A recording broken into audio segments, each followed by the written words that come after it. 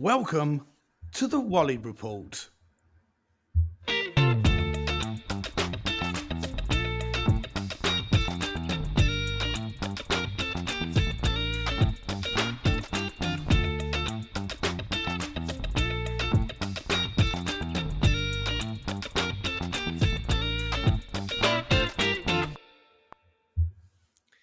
Listen, we are so back today. I'm very, very excited. Dexter, before we say hi to you, let me just do a little intro. Okay, so the listeners know your prolific amount of work. Okay, so he is an actor, director, producer by the name of Dexter Fletcher.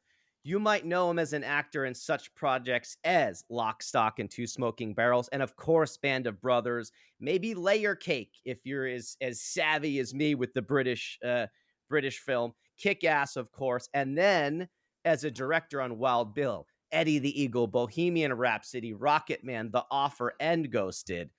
You're an incredible talent, a genuinely great guy, and I'm honored to have you here joining us on the Wally Report. So, Dexter, with all that, how are you doing today, man? I'm so happy to see you here. Well, I'm feeling buoyed up and quite full of myself after that intro, Ari. I'm pleased to be here, and I think we should just leave the whole conversation here because it can only go downhill after such a sterling and a glowing intro as that. I wouldn't want to. Such a great intro, right? No, but It was a good listen, intro, yeah, yeah. Good, yeah, there's so good, many great. things we could talk about. So, you have such a large filmography, but I've cut it down Mm-hmm. to some big hitters today. But before we get into your whole career, right? Let's Mm. just go back. If anybody, the listeners know that I love to go back in chronological order. We got to go back to the childhood, where you're from, things like that, how you got into acting. So let's just start off. Okay. And I did look this up, but just for the listeners, where are you from in the UK? It seems like North London. Do I have that correct? Yep, you're spot on. I am North London born and bred. There's obviously North London's got a few different areas, but my family originally hail from a place called Oxton, which is in the East End of London, close to North London. It's a very sort of working class, what you would call Cockney family. It's the real deal. My grandmother, who was 99, just passed away at the beginning of this year. She lived there her whole life. My aunts and uncles are all there still. A big part of my family, and yeah, it's just a very working class part of London, really. And that's my family background in a nutshell. And you segued nice into my next question was Uh about huh. the whole Cockney thing. So for us Oh yeah. Yanks who don't really understand, like, because what does this mean exactly? And I did look it up. It means you're from the East End, I believe, right? And it's a Yeah. more of a Yeah. working class, rough Yeah. way of slang. But for the us Yeah. Americans, how do you define Cockney? Did I have it there? Yeah, you did. You got it pretty right. I mean, it goes back quite a way to like the 18th, 19th century. Really, it's the working class parts of London where criminal activity, the working class who were kind of involved in criminal activity, or let's say sort of you know, underhand stuff, kind of invented a language that would circumnavigate the police kind of understanding what they were talking about. So different things Got would it. get different names, and so they were speaking a language or dialect. I mean, Cockney is really a dialect that became their own slang. So the obvious ones are apples and pears, stairs, frog and toad, road. They usually rhyme. Mm. It's called Cockney rhyming slang. But it sort of morphs and changes as language does, very intriguingly. And lock, stock, and two smoking barrels, for example, has some very fine examples of it. And people are always reinventing it and making new versions of it. But yes, it's a dialect in the working class parts of London, particularly sort of 150, 200 years ago, so that criminals were hard to understand, so the police didn't know what they were talking about. Got it. Okay, I love that. And there's a similar thing in the US. Gangsters, Yeah, from the old Italian days into the modern, like yeah, and they always have specific slang and that goes into the hip hop culture. And I was a big hip yeah. hop fan in the 90s, so I would, understand what they're saying. So I that's would I equate get it to that. the same thing. Yeah, I would equate it the same thing. All sort of. there's all regional dialects and a vernacular that a certain group of people use in order, it creates their community. It's a kind of community language, and yeah, definitely. Well, I love it. So from a very young age, I've always been a fan. I think I was bored of the English language at a very young young Yeah, age, and so I'd always be interested in slang and how my grandparents said these old phrases or just yeah, any accents or slang. So I'm like really into it, you know. So I gotta learn more from you because I don't know all the Cockney terms. But so now let's jump into this. Is pretty crazy for me because you started really young acting, mm, right? I mm, think if I have this right, your first role, you're 6 years old or something like that. Was there yeah, something yeah. like all the way back in 73? So Hmm. how did this in London? How did was your family into theater? How did this whole sort of child acting beginning occur? Yeah, well, I mean, it kind of touches on what we were talking about. In the working class part of London, called Islington. It's not so working class now, but another part of North London, there was a drama club. It was like an after-school club, and my grandmother took my aunt there, my mum's youngest sister. Mm, And my grandmother was a dancer back in the 20s and 30s. Well, not the 20s, but the 30s and 40s. She was like a child dancer, in music hall and stuff. And so she always kind of was drawn towards performing in the theatre and stuff. And anyway, so there was this after school club, which was really improvisational acting for kids who were kind of excluded from school. Really, they just working class kids who swore and fought and argued and were just really out causing trouble. This woman started this club, so 2-3 nights a week kids had somewhere to go and some sort of outlet. And this is back in the early 70s, like you're saying. And I just happened to be, along with my two elder brothers, one of the kids who went to this club, along with my mm, aunt, my mum's youngest sister, who was the same age as my brother. And so we all went there, and then um, the school started to get a reputation, or the club started to get a reputation for having kids who were very authentic and genuine and real, because the only other mm. options were these schools that were very vocationally kind of orientated, and all the kids were very well turned out. They spoke very well and immaculate, and they weren't very real. But there was this other place in Islington where we went. It was called Anna Schur's, and the kids were very real and tough and genuine. And there was a bit of a fashion for that in the 70s and 80s, and a lot of young actors came. A lot of young people had an opportunity that they wouldn't ordinarily have been given, or had, because you would have to pay money to go to a vocational school. This place, you paid 10 pence, which is like, I don't know what a dime is. How much is a dime?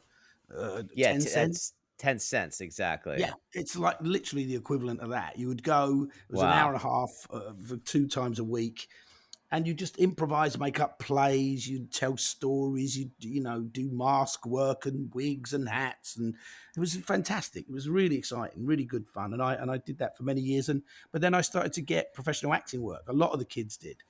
Uh, so Wow. yeah, it was just luck, really, in that respect. Wow. And so what did you love it right away, or were you just kind of doing it for fun? And then when did it switch to like, oh shit, I want to, this is what I want to do. You know what I mean? From kid to, Yeah, was there any it's a particular time? Was it the No, I mean, I don't. Yes, it's curious, but I mean, certainly as a kid, you love it because it's a great outlet. It's very social. There's lots of other kids.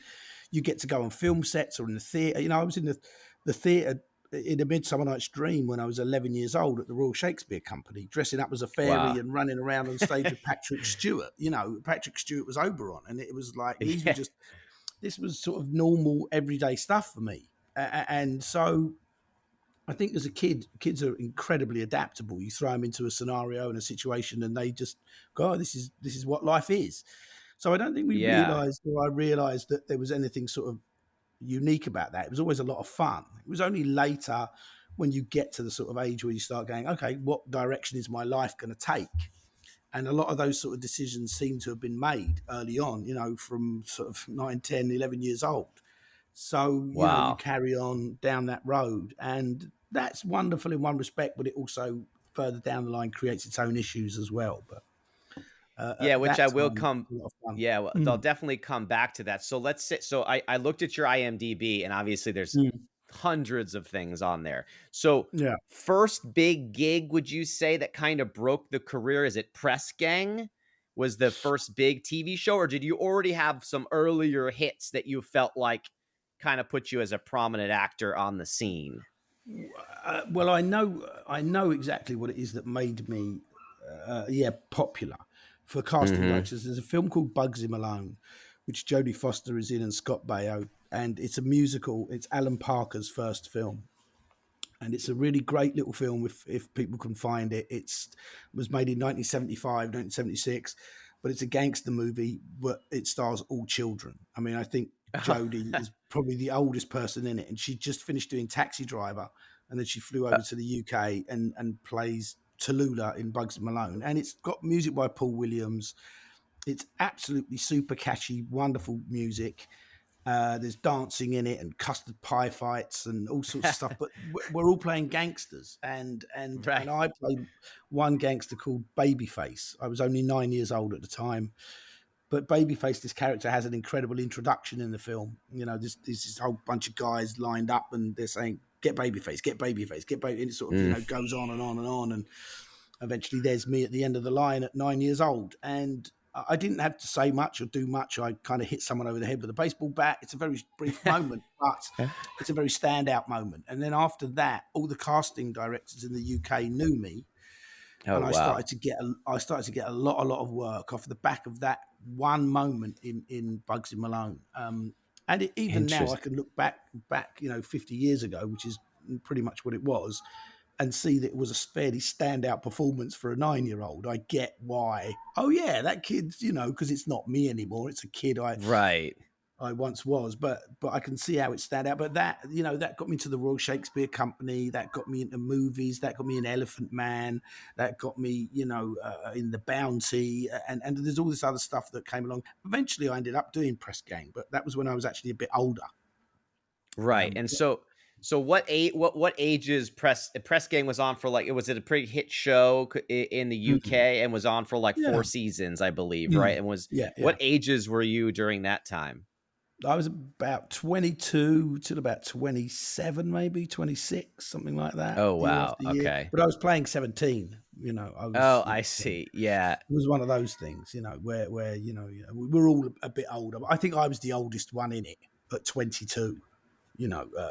Playing a 17-year-old American, and it Oh, was you it were was already playing American there. Oh, I thought that I just yeah. sorry, because I don't know the show, so I assumed it was No, a British show. it is a British show, but the producer was an American woman, and it is a British show. It's a very British show about a newspaper. It's very successful. It's a great writer, but at the 11th hour, the producer decided my character should be American, and so she said, "Oh, just do it with an American accent." So my character becomes I was American. And so a lot of people in the UK thought I was American for a long time. I go back, and if you look at it now, it probably doesn't stand up as a very good American accent, but nevertheless, there it was. Um, so yeah, that was Okay, that that was it's how so that funny came that you along. bring that up because this is gonna actually be one of my I wanna save it for later, but one of Okay, my big topics that I wanna get into with you is how why Brits and Australians and Kiwis can do such great American accents, and I think in the reverse, I don't know if it's always the case, but I wanna wait let's okay, table that because I have a whole sure. section on that. All right, all right. Um, so, okay, Press Gang, is this a pretty big hit show? So are you sort of like would you say a star in the UK at this point? It's getting there. I mean, it's like there was only 4 channels in the UK at that time, and Yeah. Press Gang was on after the Cosby Show on Channel Oh, 4. wow. So it was like the show Okay. that followed the Cosby Show, and the Cosby Show, like in America, was huge. It was on Sunday afternoon, Sunday evening, when there wasn't much going on, especially in the winter. So we were the show that rolled out after that. So yeah, I would have Okay. said, it would have had a good 4, 5, 6 million people watching it, which is pretty good. It was a bit niche, and it was deemed a kids Okay. program, but it was, as I say, it was very well written. So I mean, I suppose it sort of made me more. recognizable, as TV does. TV, you can do movies for many, many years in theater and no one knows who you are, but do some TV and suddenly, everyone sort of recognizes you in the Oh, street. because the masses have access to it and Yeah, it's on yeah, all the time and regular yeah, channels. yeah, Interesting. yeah, Okay. yeah. That's what I found. So at this point, and I know this is, but so my next topic kind of is going from child actor, child star to adult, right? And I Mm, know a lot of people struggle with this. Like, we have yeah. many famous examples in the U.S. It's rare when you can pull both off. So Mm, after Press Gang, right, mm, and then before Lock Stock, because we're gonna have a whole field day on Lock Stock. mm. What was it like? This big career uh, you know, evolution. Was that difficult? I guess is my first question. And not everybody can kind of pull Mm. that off. Is my point.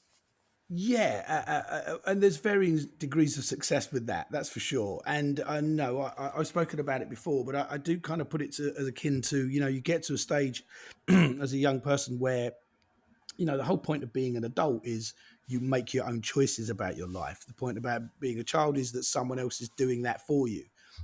So there's that bridge to navigate, kind of like, okay, now I get to make the choices. Do I make good or bad choices, or Mm, do I just let things happen, or do I take control of things?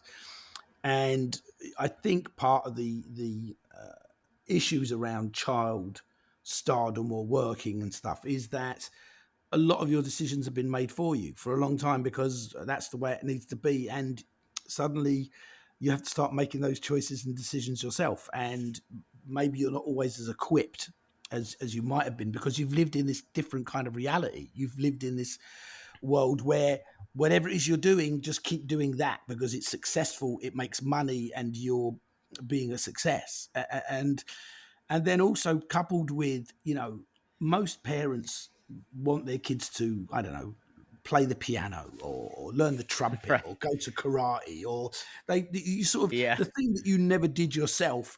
You kind of go, right, well, I'm going to make sure my kid has piano lessons every day from 5 years old.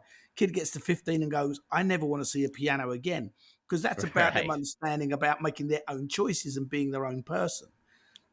So I think a lot of child actors fall away from it. And this is just my theory or my opinion, because they get to the point where they go, oh, this is my decision. I want to make Mm, my own choices. We all do. I think it goes for a lot of people. I'm sure the same with kids who are like pushed into sports. And you can still really be good and excel at them, but few really take it to the next level because they're like, oh, I need my own identity, I need my own decisions, and part of growing up is needing to get out of the nest for a while in order to come back at a later date. So, and that coupled with lack of responsibility or understanding how the adult world works is a pretty volatile and quite confusing mix. That's the way I put it. And so people tend to go off the rails and start making bad decisions and choices. I certainly did. That's what happened to me anyway. yeah. And so, one other little element that I'm kind of curious about Mm. is, do you also feel that some of your remember how you were kind of bringing, oh, normally you get pushed to play a piano, that some of your Mm. standard childhood was robbed a little bit, or school and those things, because you're already almost doing sort of these like adult activities and being in Yeah, movies, or instead of just playing with toys and getting yeah, in trouble in the neighborhood and that yeah. kind of thing. There's still a bit of that going on, but your responsibilities are different. Your responsibilities when you in the summer break. I know I had to go to work. That was the time when I could Right. work the most because I didn't have, and so my responsibilities were the same as any adult on a film set, or in the theatre. But even if you're 12, 13, you still got to turn up to the theatre. You've got to put your makeup on. You've got to hit your cues. You've got to get on stage, and you've got to put on the show. So your responsibilities are the same, but and so you're replacing that childhood experience of running out and hanging out with your buddies in the park or going to swimming or whatever other kind of Yeah. stuff. There's a certain amount of sacrifice, but at the same time, you're like, oh, I just made £110 for a week at work, which is like a lot of Y- money. So, it's this kind of yes. weird dance you're doing. But what I come round to you many years later was like, when you're a kid, you're a kid. and all the experiences you have as a kid are your childhood. And you know, it could be a lot worse, and you look and Oh you go, yeah, on for sure. Yeah, balance, yeah. some kids really lose their childhood, and so I can't, I don't, at least I hope I don't, bemoan that fact that, okay, I worked when I was a kid, but I had a really good time, and I was, doing something I really loved and enjoyed, and I was still allowed to be a kid. No one took that away Oh, from me. okay. Some would argue I Yeah. still am a kid. My wife would Right. certainly. Yeah, I mean, me too, for sure. Okay, Right, sure. so one other little topic before we get into lock stock and your big kind of comeback, if you will, right? Hmm. What's funny is Hmm. because my generation, that was like really early on. So to think that this is already your comeback is funny to me because It that's the was. first big thing I know you from, right? So, but Hmm. I noticed when going through your bio and stuff that Alan Rickman was the Hmm. best man at your wedding. Now, I'm Yeah. a huge Harry Potter guy and of course diehard Wow. fan. He's the best Uh-huh. bad guy probably of all time. So He was is. just curious, did you were you how did this friendship, did you grow up with him or did you just meet him as an No. actor Yeah, through I your met. It was when I. 20s or No, no. When I was 14, I was in a play in a city in England called Sheffield. They have a great theatre in Sheffield called the Crucible, um, because Sheffield is known as a steel town, and the Mm. Crucible Theatre is where things happen. Anyway, I was in this play, and Alan was in that play as well. And I was only 14, and by even his accounts, he said I stole all the reviews and I stole the show at 14 years old. I was playing this quite punky character kid. Excuse me, but and he so he kind of he knew me from then, and then we sort of didn't see each other for many years after that. Maybe 10 years later, when I was 24 and I was going through a bit more of a rocky patch because I was, just out of control really, and I was in Mm. this sort of position of not knowing who I was or what I wanted to do, and hanging around with a bad crowd of people, getting up to no good. I bumped into him at the BBC, and he kind of looked at me, and you know, and I was quite clearly on drugs, Mm. and he was like, "Okay, there's a problem here." But him being the person that he was, he he set about doing something about that, even without me knowing. It's not like he went, "Come on, I'm going to take care of you. Let's do that." I suddenly started getting offers to uh, go into theatre and do theatre productions, which is something that hadn't happened to me for a while. And one particular theatre job was with the woman who would eventually become my wife. She was this sort of kind of extraordinary young Lithuanian woman who had come over from the old ex-Soviet Union and was directing plays with Mark Rylance and Wow. to incredible acclaim in London in very small but great theatres. And I was lucky enough to be asked to go and meet her. Um, and I didn't really know why, but Alan was behind that because Alan, being a darling of the theatre scene in London, Mm. had met Dahlia and was like, "You need this guy in your show." And she was like, "I have no idea who that is, but okay, I'll meet him." And it was just to my great advantage that the part she was looking to cast was someone who's kind of lost and out of control, uh, but arguably talented, and that's pretty much what I was. And so she cast me in that play, and that was really what helped me rediscover acting and my love for it. I realized I actually did love it, and that's when I made my adult choice to really pursue acting. And that wasn't until my late 20s. Before that, I was just kind of doing it because I didn't know how to do anything else, and I kind of didn't believe I could do anything else. But that gave me the Interesting. chance to. And so when Dahlia and I fell in love and we decided to go and get married, and that's what we wanted to do, he introduced us. He made that happen. So I said, "Well, you got to be my best man." He absolutely, Right. there's no two ways about it. And he said, "Oh, very well, I suppose I could." Yeah, that's awesome. You Well, know, I'm a huge he fan of his. I mean, I'm sure that the whole world is, right? So I had to mm, chat about that.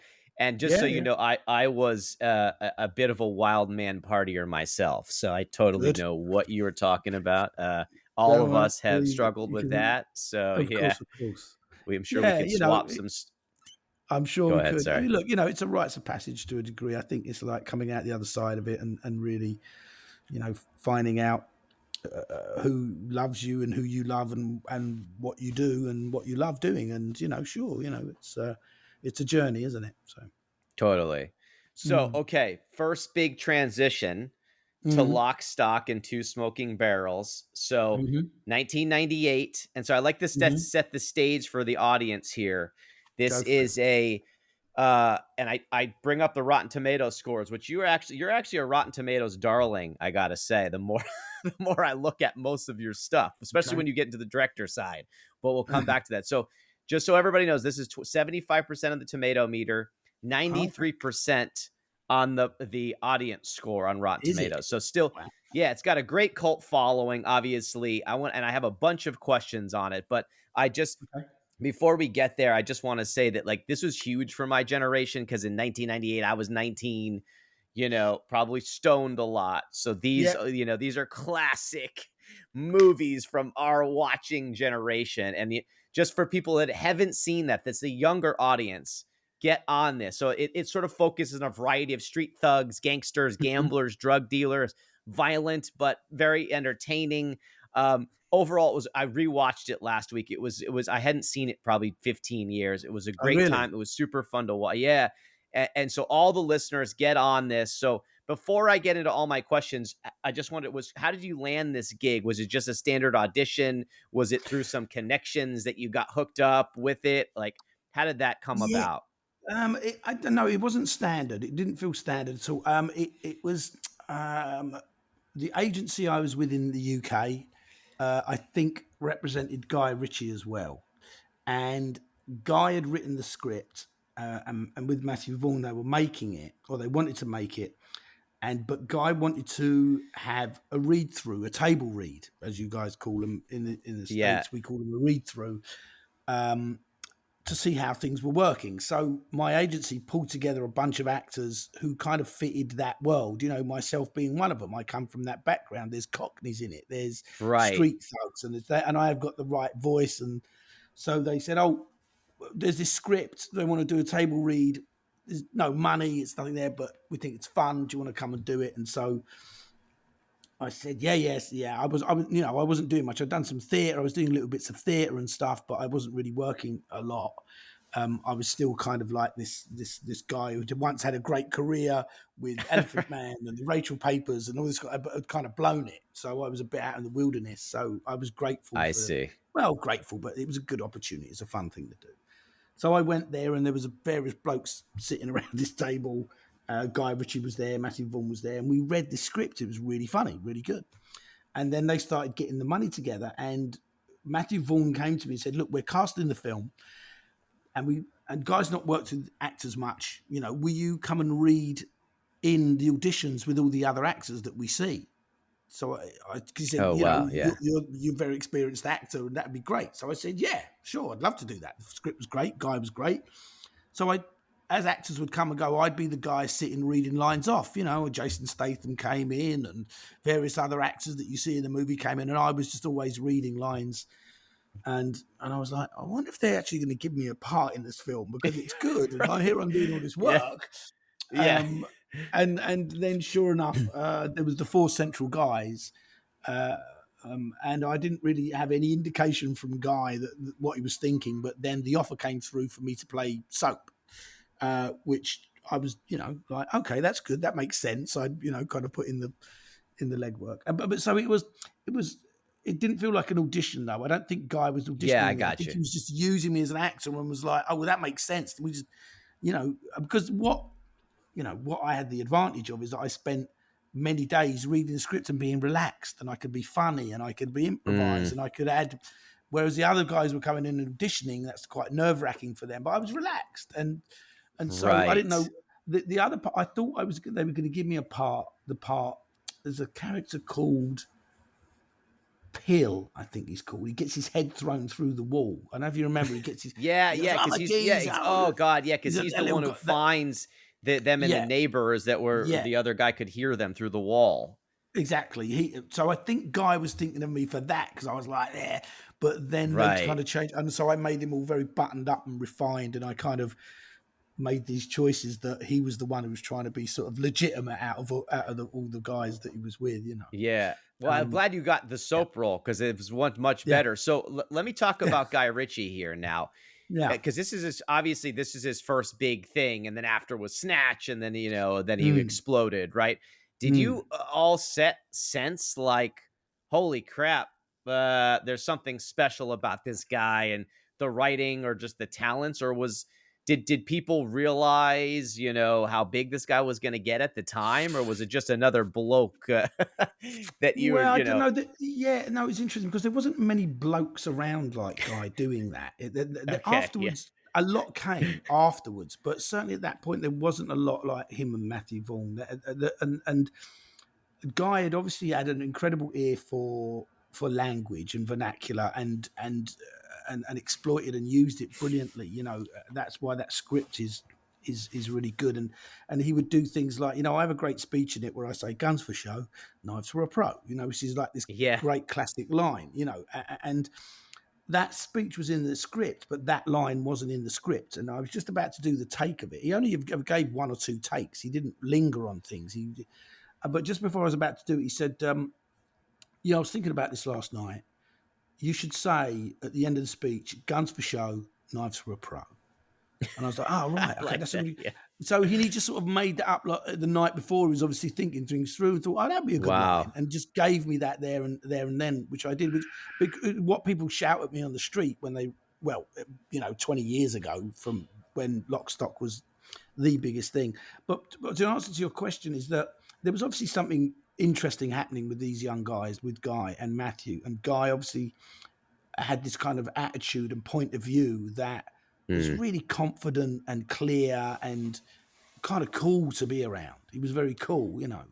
And then when you saw the finished film, you're like, "Oh, right, that makes sense." It made sense because you don't know when you're making a film. It's sort of, you invariably working with people who've made a lot of films before. It's very unusual to get to with a first time director and such a breakout film. But and so you can go, "Oh, okay, well, it could be interesting." You don't know, but there was this kind of group decision among all of the cast that no one's playing it for comedy. What really works about Lock, Stock is no one's playing it for mm. comedy, but it's a very funny film. But Yeah, it's right. not. It's not slapstick. It's not Jim Carrey. Pulling faces No, around. Everyone's everybody's dead very serious, dead but they're serious. saying That's what crazy shit, but they're exactly. like, yeah, But that and was it's that was guys. Yeah, sorry. no, I was gonna say that's almost became Guy's kind of style, right? Everybody with the Cockney accent, very serious, tough Hmm. guys. One guy Hmm. coming after the next, and Yep. so was there a lot of buzz around it? Like, so there must have been. Was it a huge reception right away? Because I'm too young to remember. I'm partying then. I remember like Yeah. a bunch of our friends liked it, but was it like a? Did everybody in the UK just go nuts for this right away? Like I was. I don't remember exactly. The UK was different. We went to the UK and we took it to America, but the UK response was absolutely phenomenal, and Mm, and we weren't really prepared for that. I mean, obviously, it was a great thrill and surprise, and certainly with the addition of Vinnie Jones, who was a very famous soccer player in the UK at that time, was notorious for being rough and violent on the pitch with all the other teams that he played. It was just a brilliant bit of casting. And he sort of literally turned up to his first day on set from being in prison the night before, in jail. He'd been arrested for beating up his neighbour or something. wow. So he literally came to the set from the cells. He was but a very enigmatic and charismatic man, and brilliant in that film. But yeah, certainly in London, because it's a very London film, the response and reaction, and there was a sort of 5-6 month period when the film came out. We were just everyone wanted us everywhere. Eventually, it ended up that we were on stage at the Globe Theatre, which is Shakespeare's home. Yeah, I've been there. I've been there. Yeah. Yeah, right. Performing Romeo and Juliet, in a charity event for the Dalai Lama. There was the Wow. guys from Lock, Stock, and Vinnie Jones was playing Romeo. And when he came out, we didn't do it. It was just a scene from the play. In fact, my wife directed it. Dahlia directed it. But the place went absolutely bananas when it was all very serious. There's the Dalai Lama, and James Taylor was playing the guitar, and Sting Yeah. was doing a number, and these Shakespearean actors would come out and do bits of, and then we came out and did this sort of big fight from Romeo and Juliet with, Mercutio and Benvolio and Romeo, and, Yeah. and the place went wild. And they fashion shows, we were doing fashion shows, and we'd come out on the catwalk and people would go crazy, and film Wow. premieres, and the whole thing. It was like, it just blew up massive. And then all the imitators started coming after that as well, which is the other Right. great compliment. You've done something right Yeah. if, yeah, It almost created sort of like a new style, and then, genre. of course, then Yeah, went into Snatch, which I think is more polished and even more yeah, than yeah, Lock, Stock, which is very like almost indie film type. So you yeah. you brought up Vinnie Jones. I want to get to Hmm. Jason Statham really quickly too, but since Oh you yeah, brought yeah. up Vinnie, Mm. like, okay, so I had to look it up. He still was playing at this point. His career went Yeah, to 99. This is 98 and he's probably filming in 97 or whatever. So yeah, yeah. to me, he's one of the guys who steals. I mean, you guys are all unbelievable. I love your character He's as brilliant Soap, in it. by the Oh, he's way. brilliant in But it. he's so good at, like, how did Guy Yeah. Ritchie know to cast this footballer, as you guys like to say, and would actually be a decent actor to stand up with all you talented actors? Like, I'm so surprised that did he just know him and he just figured, oh, this guy's amazing. He's just gonna, like, he was so natural in it. I was really like Yeah, impressed. I don't think he knew him, but I mean, one thing you could certainly understand about Vinny watching him play football is that he was intimidated by very little, if anything. And I think the notion that he would be intimidated about being in a film just wasn't something that happened to him. He was like, "Yeah, I'm in a film. That's it. I'll just." And he was playing himself brilliantly. But what's brilliant about him is that he's relaxed, and that's like, 98% of good acting is like, you watch Jack Nicholson. You could argue Jack Nicholson's is really the same a lot in what he does, but he's such a Yeah, joy to right. watch because he's Right. relaxed. He's relaxed. The Yeah. more relaxed someone is, and you can just be themselves, then it's great because they give off authenticity, then they give off truth, then they give off, storytelling, and there's nothing between them and the story. And Vinny had that quality immediately. And especially when you do your first film, there's no stakes then. It's like, well, whatever. Yeah, he does have a natural ability for it. It's only when you start then asking them to, the craft of acting is a different thing from just doing your first thing. It's like the child actor thing. When you're a kid, you're only asked to play what you are. When you become an adult, you've got to Mm, go, well, okay, I'm playing Hamlet. Who's Hamlet? What's his thing? Then you've got to start yeah. crafting that. That's a different thing. And that's when your intellect and your emotions and, experience and all those other things have to come into play.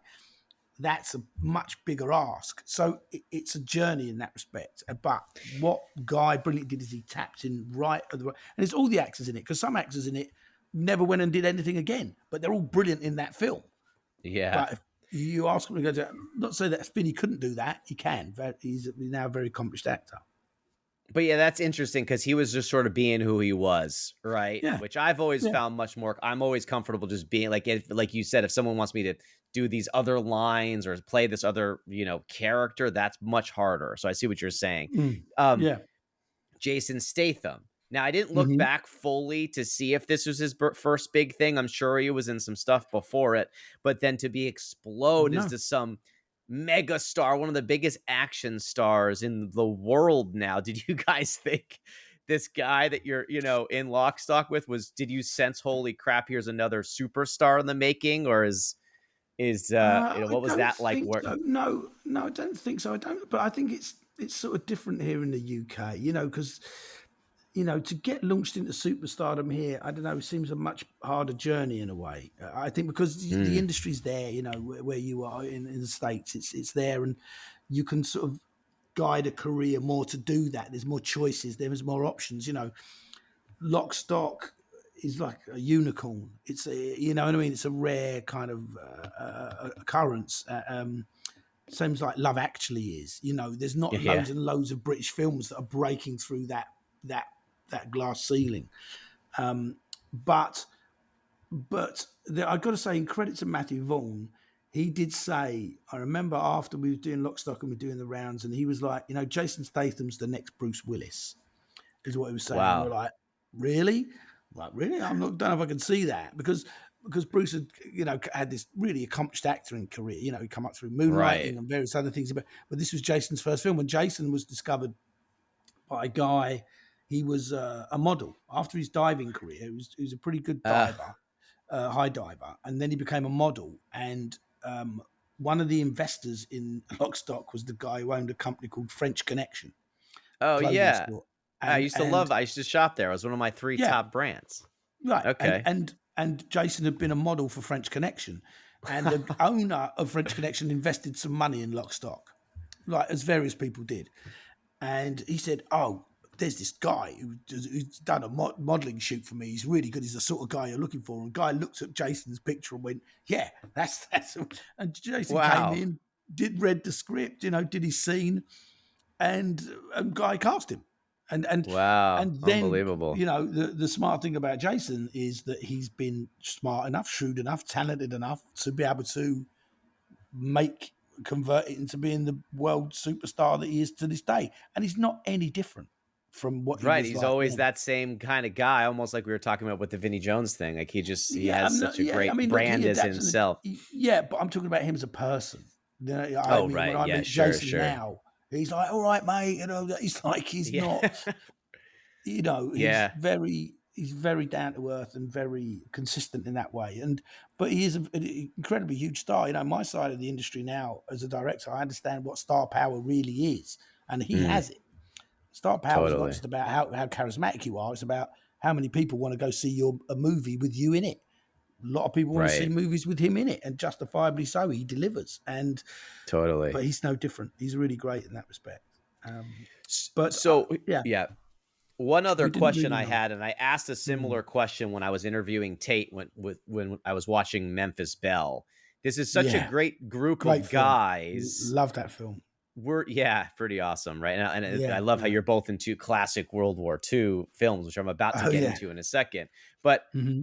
this is such a great group of guys. So my question always is, was there just but insanity off the set? I know you had already cleaned up your act a little bit, but there had to have been some partying and some mucking about, as you guys say, with all these different characters, or was mostly it was a professional setting with the fellas, or did you guys definitely have Well, some fun?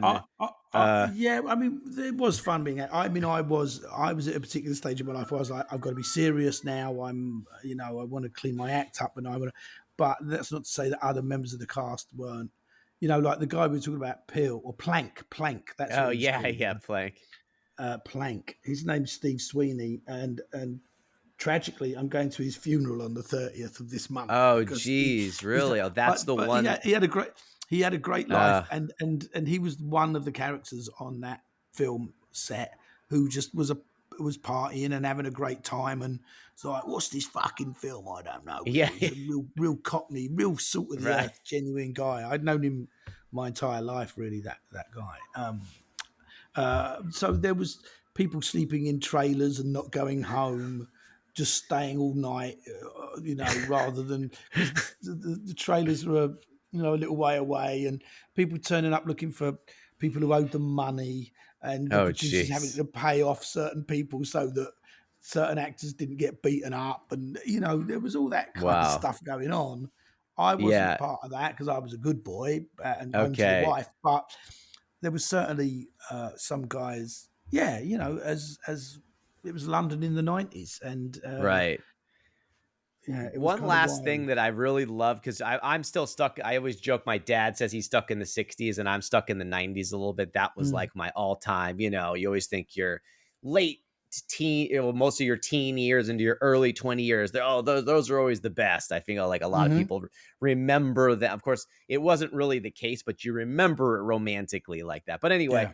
one thing that I love is the wads of cash because now Hmm. everybody just has cards. You don't see, you know what I mean? And it was just hilarious. Some of the scenes with the actors making I think there was early on when they were selling the guns and they were doing the different Yeah. deals and they Hmm. pulled out like just stacks and it almost seems silly at this point now because no one I mean, once in a while, still like maybe someone really rich has cash on them, but not like in that sense. So I thought that was just like an unbelievable. What it is that it's like, you know, from where you're talking about the 90s to where we are now, the world was still analog then in the 90s. And by that, I mean, Yeah, you had to have cash. There was no smartphones. There was a mobile phone and you could call somebody, but you couldn't write an email or download Google or anything like that. It was a phone. It was just literally a phone. The world is a bit more analog, you know, and that meant that if your car broke down, you tinkered with the engine. You didn't get a computer and plug it in to give a diagnostic report on what it was. You'd have to look at a carburetor and change the filters. You know, it was analog. yeah, You get one's dirty, and that's the world you're talking about. So the world we're at now that doesn't have that, and that's what I. As a child of the 60s and 70s and 80s, that's what I kind of like. Oh yeah, that was good because you're in there and involved in it. Whereas now there's this sort of this yeah, digital kind of protection around everything or barrier, if you yeah. like. But either way, it was a And great. lock stock's Yeah, analog. yeah, for Yeah. sure. So let's move on now to Band of Brothers because I want to have time for this. Because again, like I was joking earlier, but I could have probably done a whole episode. Just I had seen it before. Actually, just I had actually didn't watch it when it came out, surprisingly. And then about a Mm. year or two ago, I finally went through it and I enjoyed it. But I feel like now rewatching it, I just rewatched the first four episodes and I'm even Mm. more floored this time. So let me set this up for everybody. So 2001, we've now moved to 2001. HBO, of course, for people that don't know, 94% on the tomato meter, Rotten Tomatoes, Wow. 97% on the popcorn meter, which if you don't know, that's the audience score. So it's even higher. This is an iconic show, Mm. thought to be on a lot of people's all-time top 10 list. All right, Mm. it's definitely rising up my list the more that I watch this. It's it for people again that don't know. It's based on World War II, Normandy, and what follows. Right, the whole year that follows after that very famous invasion. Um, it's spectacular, amazingly well done, emotional, horrifying at the same time, stunning, devastating are sort of the words that like I think uh Mm. and I will say for if you're a history buff or you're a war film fanatic and you somehow haven't seen this, definitely get on this. And then just so you know, I was a history in a major in college, so Ah. I was always been obsessed with World War II. So it resonates even more deeply, I think, with me than anybody. But Mhm. it's been quite moving and almost just really sad too at the same time, just seeing what these poor guys almost had to go through because this wasn't sort of your Rambo of these Americanized sort of trumped up war movies where they almost, make it seem like you never get shot and you were Mhm. invincible, right? This is much more real and raw, and half of Mhm. your friends were being killed daily. So, Mhm. sorry for such a long-winded beginning. I just needed to set the stage for the people who have, if they haven't watched this, do yourself a favor and watch it. And then again, I want to go back to this kind of the similar question I had for you. How did you stumble upon such a great gig? How did you get Mm. attached to this project? And it was the millennium. It was 2000, and my wife and I decided to go and spend that time in Edinburgh with some friends for the millennium. You know, they have a great celebration in Edinburgh. Anyway, I got back to London, and every actor was talking about, oh, Band of Brothers is being cast. They're doing this show, Band of Brothers, looking for every actor under the age of Mm, 30. You know, it's all about these whole, group of guys who Americans fought in the Second World War. They've got a bunch of Americans, but they're going to cast a whole bunch of English guys as well because it's being shot in the UK. And part of the deal is that half the cast are English and half are American. And there's all these kind of things. Anyway, Spielberg's doing it. Tom Hanks is doing it. Everyone was talking about it. And I was like, wow. yeah, And I was just turning 33, 34. I was like, oh, I think I'm out of the running. But I managed to get a meeting, and there was this incredible woman called Meg Lieberman who was casting it, who just happened to be in the UK, American casting director, and I got in to meet her, and she knew my work from like I think maybe the Rachel Papers, which was a film I'd made like 10 years before with James Spader and Ione Mm. Skye and Jonathan Pryce, and she kind of knew me and liked me, and it gave me Walsh to read. There's a character called Walsh who was a lieutenant, and he's a great character. She gave me that to read, and that went really well. And so then I hung around in the UK for a bit, and then Hanks came over, and he was just in his castaway period, so he was really Oh yeah. skinny with a huge beard, and a whole Yeah, bunch right. of us got called back to go and meet him, and I went in to sit with Hanks like a lot of guys did, and did my reading of Martin actually at that point, Yeah, and John she Martin is your yeah character, John Martin correct? Sergeant Yep. Sergeant, and I think he just kind of made his decisions there, and then I think it was kind of queued up nicely by Meg, and then they went, okay, thanks, and I went out, and I was like, okay. I didn't hear anything for a couple of weeks, so I went back to America, and sort of was setting up shop there. I rented a place, and my wife has let our place go in London, and was literally on the plane coming over, and I got the call to come back to England to start, 9 months work on Band of Brothers. So I was sort Wow. of homeless in the UK, and my wife was on the way out there, and she landed, and I said, I've got to go back like tomorrow to the UK. So it was this kind of whole thing went on. It was great, very exciting. But anyway, that was it. I was just, I think they wanted, a couple of guys slightly older because I was a sergeant. They wanted some sort of sense of Right. authority, of someone who could lead men, lead people. And then I came back and we did 10 days in boot camp straight away. We all did a 10-day boot camp, Crazy. where we were put into our platoons and into our squads. And I started as a private. I worked my way up through the ranks. I became a sergeant. I had my own squad. By the end of day 10, we were attacking villages and towns and marching and square bashing and stripping weapons and the whole thing. It was 10 days of intense Second World War training. Took away everybody's phone. If you wanted to Wow. contact the rear, as they called it, you had to write with a pencil and paper and send letters. And yeah, it was So they brilliant. It almost was made you go so great. through what you guys go through in the show just to give you almost that sense, right? So, Yeah, they and did for 10 days. We wow. did, yeah, yeah. Oh, absolutely. There was no getting away from it. David Schwimmer had to do it, and Oh, Damian Lewis and Ron Livingston, and we were all there. Everyone was there. Mike Fassbender and yeah, Frank John did, Hughes and Rick Gomez. And it was great. so did you realize, and I know that you said there was already buzz around it, but did you Big buzz, realize, oh yeah, my God, once you got cast, you must have been pretty pumped because you probably all assumed, say, hey, this is going to be pretty special here. Did you guys realize yeah. from the beginning though? Because I know it's sometimes hard to sense how good something's really going to be until it's edited, until Mm, it's done and everything. But did mm. you guys like realize, oh, this is going to be fucking amazing? Or were you just like I, happy? I, Did you yeah, sense that?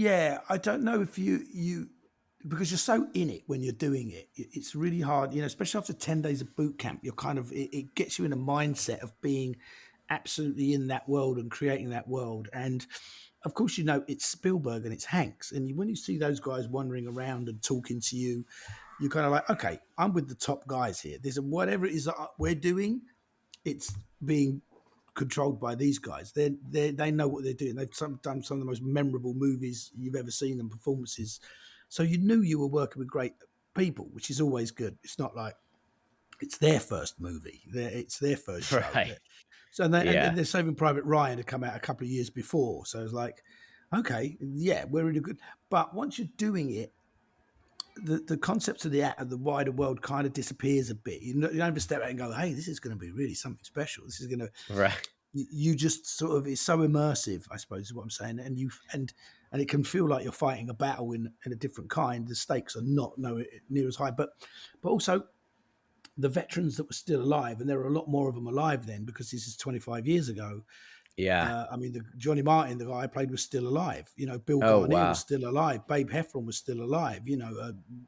McClung was. There was a lot of guys, Malarkey, and you would speak to these guys, or they would come to the set, and you realised that for all the fun it was, because it's fun, you dress up, you got weapons, you're running around, you're pretending to shoot people and play war, Yeah. Yeah. that there's a reality behind it. And the reality is that a lot of young men went and did something completely remarkable uh, for very selfless reasons, and that they paid an incredible price when doing that, not only with their friendships and the people that they were close to, but also what they experienced, what they went through, and how they still carried that with them 70 years later. And that, for me, certainly was a great leveler in terms of, hey, I'm in this great show. It's Spielberg, it's Mm. Hanks, and oh, I'm gonna, people are gonna see it all around the world. Hanks made this incredible speech to us in boot camp. It was like, what you got to realize is that what you're doing here, if it's going to affect people really in a deep way. He said, and people are going to stop you in an airport and say thank you to you, and that's really real. And I remember listening to that speech and thinking like, oh, that's really cool. But absolutely, he was right. It's not unusual that I'll be in an airport and someone will say to me, thank you for Band of Brothers. And it's really quite moving and powerful because it affected so many people, especially people in service, border patrol guys and policemen and police women, people whose families have been in the service or have been connected to it. They watch it because it's their family history and they recognize you and it means something to them. So, for all its great adventure that it was and a great acting experience, I learned a lot as an actor as well. Also, what it meant in historical terms to people in real terms was also incredibly rewarding and continues to be. Yeah, and so you perfectly went straight into transition to my next type of questions. Was you played John Martin, and I love how they interview them in the beginning of the episodes, right? And they Right. actually talk, so you see the real guys. So I was Mm, kind of curious of the interaction with them and how much you had to study them. And then I was also, and then you kind of segued nicely into it too. It really became, it's pretty moving watching the show, I got to say, and it must have been sort of mm, almost an honor to mm. representing some of these brave men who you Huge said honor. did these crazy selfless acts and sort of Mm. paved the way for our modern freedoms, if you will, Yeah. right? So, Mhm. um, did you get to interact quite a bit with those original guys? They would actually be around.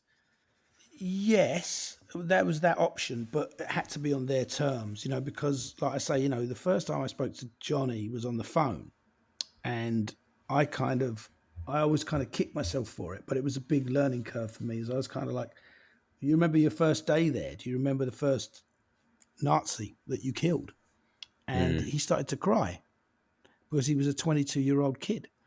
And he told me the story of how he landed with a buddy at night and they didn't know where they were and they found their way to a farm and they held up in a barn and the next morning, the French woman in the barn said that they will come, the Nazis will come, and two young guys came down to the farm to collect some milk like they did every morning, and they did their duty, and wow. I suddenly was like, oh, I'm being really flippant about this. I'm Yeah. not thinking about what this really means. Because that man cried and he was 70, 80 years old and he was still reliving the pain of what he went Yeah. through then.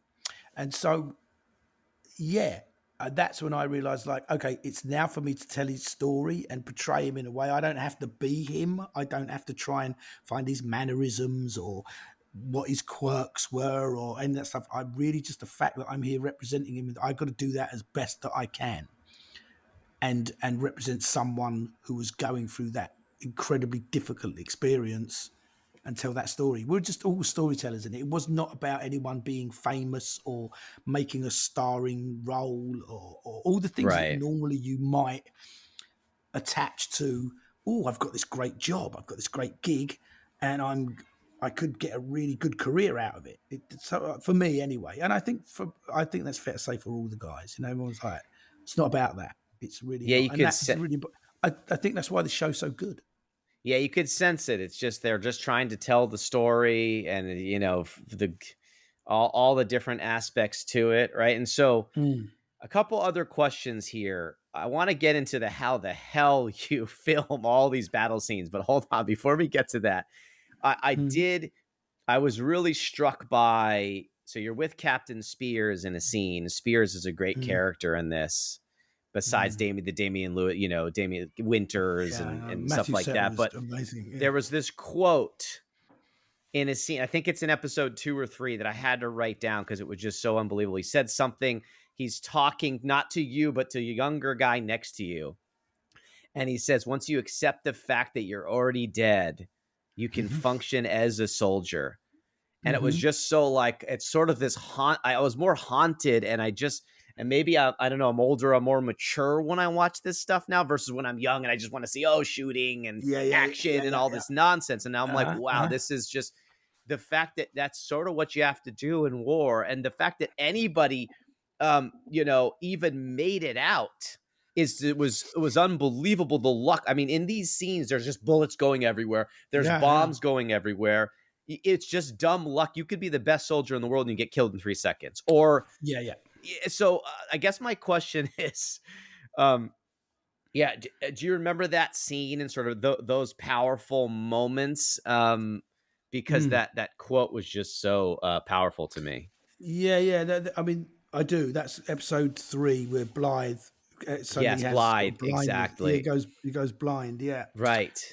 yeah, yeah. Because like, we spent a good few nights in those in that foxhole shooting that stuff, and Matthew Settle, who played Spears, was kind of aloof and had made choices to remove himself because Spears was a very enigmatic character, but this kind of like incredible soldier and inspirational soldier for a lot of them. I mean, you read the book, and even Mm, more so, he did some incredible things. No, and I don't think it was lost on me and Mark. Mark Warren played Blythe, great actor called Mark Warren.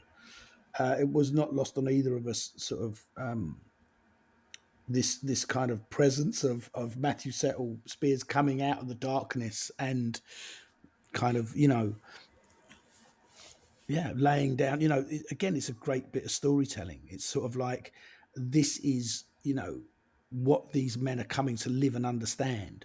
This is what these young generation is going through. And that's what's really powerful about it. yeah. And so, yeah, you knew that, and then there's other great sequences where people get cut off from units and are trapped, and other Oh, people are searching for them, or there's so much going on in that incredible. I mean, and it's like Saving Private Ryan is literally one paragraph from the book about some brothers who yeah. all got killed, and one survived and got sent home, and then they wrote Band of Brothers based on that. I beg your pardon, Save It Private Ryan, on that premise Yeah. from that. So Band of Brothers is chock full of these incredible stories. Uh, Yeah, so it's going yeah, into the battle powerful. scenes, like for 2001, I'm really, I was like, I mean, I know like you said, Saving Private Ryan had already been out. There's been advances in action technology, but I was like, I'm really impressed, even the second time watching this, how unbelievable these action scenes are. And so we don't need to go so deep into it because again, we could do a whole podcast just on how the heck do you film all these insane scenes. But just from even those early ones where they're jumping from the plane, and then a lot of those battle scenes with the tanks and the gunshots and the artillery fire. Do you are you out there for months? Like how do like is it, are you just like like just running across, like how do you even film that? Do you have to do it so many different times, or are they just such pros that they know how to somehow get these perfect shots of all these soldiers running? Like it just seems so advanced that I'm just shocked Mm. that you're able to pull it off at all. Well, look, I mean, that's the genius of the filmmakers there, and the visual effects and the special effects units. I mean, look, this is back in 2000 as well. Like, visual effects were nowhere near as advanced as they are now, and I think that's what gives it a kind of authenticity, because when stuff's blowing up, it's blowing up. They built whole towns and cities out on where we filmed in the UK. It was just an old airstrip, and it was just fields, and they dug a lake, they built roads, they built towns, they blew them up, they shot them, they did all sorts of manner of things to them, which they all had brilliantly planned. But it's all there's very little CGI involved. Maybe some parachutes coming down out of the sky. Other Yeah. than that, it's all in camera, and I think even when you were in the middle of those firefights, I mean, we were basically trained up to the point where the first episode we shot, 1 and 2 we shot together, but I think one we come across Carentan, Yeah, and Carentan's episode yeah, 3, I believe. Yeah, that's three. because I But I just think we watched shot that. I that. just watched that. Yeah, I think we had to squad up, and we had to, and they said, so, okay, so how would you take this town? And we flanked out and we took it, and some went down the middle, and a couple of other Wow. units went left and right, and we flanked it, and then they went okay, and then they sort of devised how we were going to shoot it, and then we went away and they set everything, and we came back a couple of weeks later and shot it as we'd kind of laid it out to our, kind of our strategy that had been devised by you know Damian Lewis as Dick Winters and some very capable military advisors, Captain Dale Dye and his team. So it was very authentic in a lot of ways. But when you're in the middle of it and things are blowing up and guns are fighting, it feels real. It's like, wow, this is chaos. Wow. It's mayhem. But I mean, in boot camp, they took us on maneuvers and stuff. I mean, we'd have no sleep, and they'd give us all weapons, and we'd have to go out and take towns, and we were just running around with they're sure they're firing blanks, but it's dangerous stuff, and it was It chaos. looked It was, so yeah, authentic, which is why, and then like you said, there wasn't that much CGI. So I'm just was blown away rewatching this and paying close attention. I just don't know how you pulled off some of these scenes. It was just like unbelievable, I got to say. Now I realize why and so this, of course, was nominated for people that don't know, 20 Emmys. It won 7, including outstanding miniseries, outstanding directing for a miniseries, movie, or dramatic special. So it was just very well received. One of the best shows of all time. I just looked at it because I'm a nerd with lists, as if you will find yeah. out, Dexter. And I have Hmm. my own rankings and all this stuff. So they just pulled this new list together, and it's some people have it at number 5 best show of all time. And now reliving it, I'm like, wow, this is so. We could go all day about this, but I want to get to your director stuff before we run out of time here. So the last little bit here, Damian Lewis. He's Mm, fantastic. I mean, I was always a Billions guy and a Homeland guy, and I hadn't really watched Band of Brothers. And I'm like, now I'm seeing like this guy's unbelievable. Um, mm. eh, we could go deep into working with him and all that stuff, but also another Brit doing an American. So remember how I told you I wanted to table that Oh discussion yeah, for later? yeah, yeah, How the hell are like Brits, Kiwis, Australians? You guys can just kill. I mean, once in a while I can hear a little inflection and I'm like, oh, wait a minute, that guy's from somewhere. But how do you guys do the American accent so well? Was that, I mean, at least for you, was that a challenge when you first had to do it? Do you just listen to dialects from movies or from friends, or how do you yeah. do it so well? I don't. Yeah. I don't know is the answer. I mean, I suppose. I mean, I did it in Bugsy Malone when I was 9, and that was just from Oh, watching TV, and so I was always doing it from an early age. Which I think your ear and your kind of it's really about listening. You're more finely tuned to it. You pick up things a lot more. It gets harder as you get older. I don't know. Maybe it's because it's English that we're speaking, and the thing about American is it's such a vast country and it has such a broad range of dialects. It's really vast, right, and right.